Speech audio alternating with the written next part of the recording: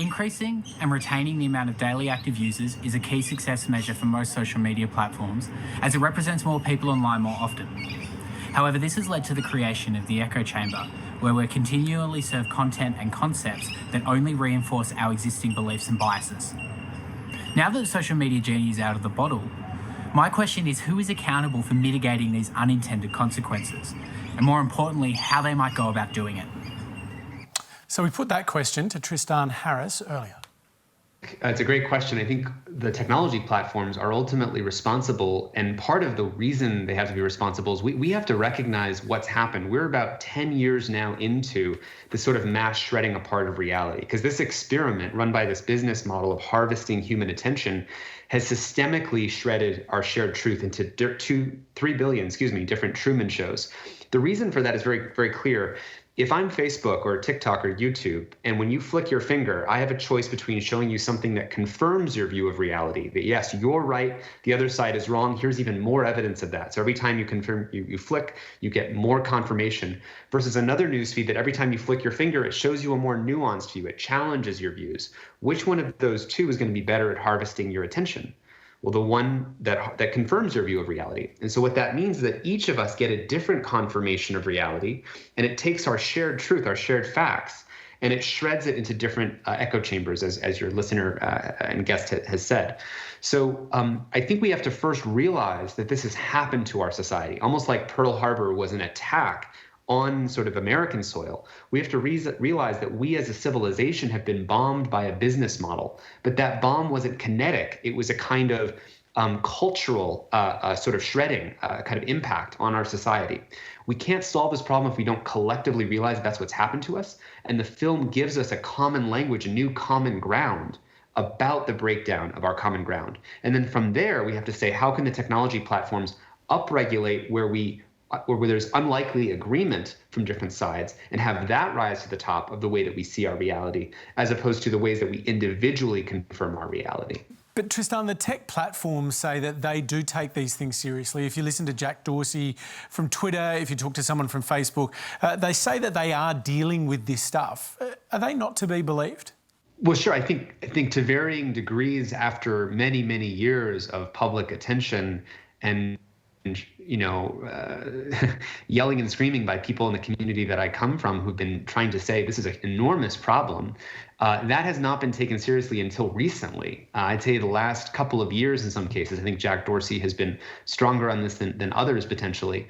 But I don't think that, while they're making efforts, they can't change the DNA of what they are. Their business model is for things to be able to go viral and pop to billions of people overnight, right? That's the whole business model. I can post something, and next thing you know it, I can reach 1 billion people because it went viral. That unchecked virality model is at the root of why fake news can spread 6 times faster than true news, and why conspiracy theories can dominate our public discourse. We have 10 years of damage to repair. All right, our next question is from Ranjit Ramachandran in the studio. Thanks, Hamish. After watching The Social Dilemma on Netflix, I was finally convinced to remove all the social media apps from my phone. And even though it's been quite a recent move, I'm already seeing massive benefits from staying away from what I call the social pokies. My partners also started doing the same, and we would like to thank people like Tristan Harris for educating us about this addiction crisis. However, when I was on social media, I was aware of what's happening in the world, currently. And I also followed groups that discuss subjects that were of relevance to my field of work and my interests.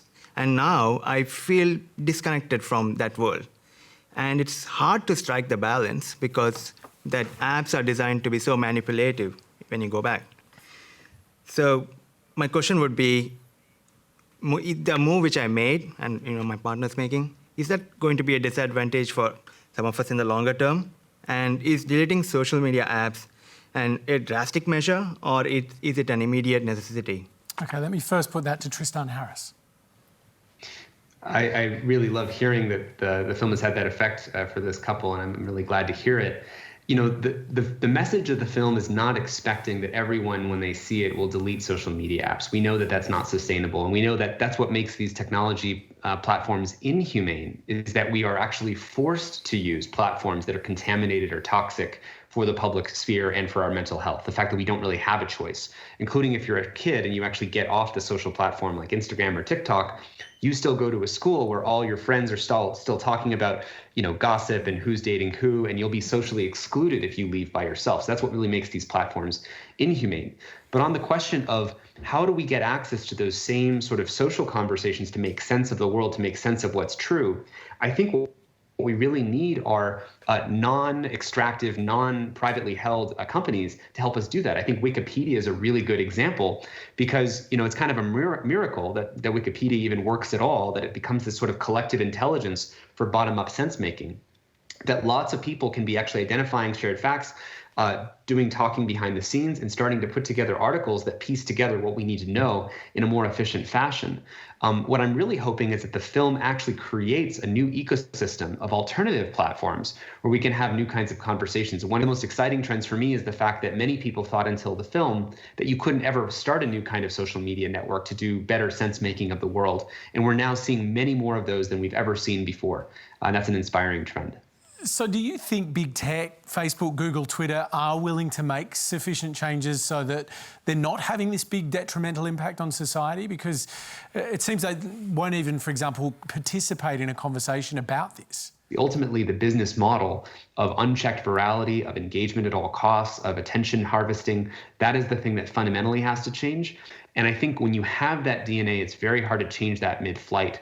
Unless, from organizational theory, they say you have to fire about 70% of the employees and restart the culture of the company. And until they change that, everything else they do are like Band-Aids on broken elbows. It's great that they're starting to look at Band-Aids. I think, they're trying to do the best they can, but often listening to tech leadership is like listening to a hostage in a hostage video. You see a hostage and they say these things that don't quite make sense until you see the gun that's held to them from off stage, which is their business model, that's making it seem as if they can't say the actual true thing, which is that their business model is incompatible with the good of society. But that's where governments can really step in and say, how do we change these financial incentives for the best of the people?